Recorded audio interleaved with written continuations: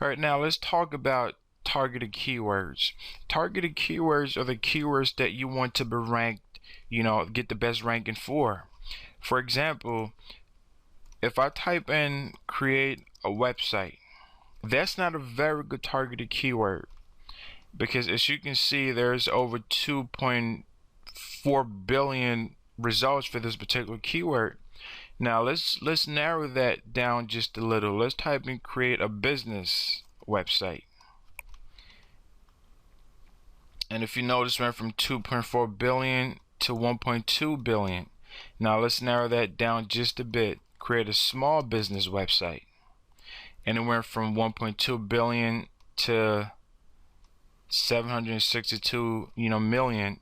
That's still a lot, but as you can see there, it's important to narrow down the targeted keywords that you want to use. So targeted keywords are keywords that you want to rank the best for.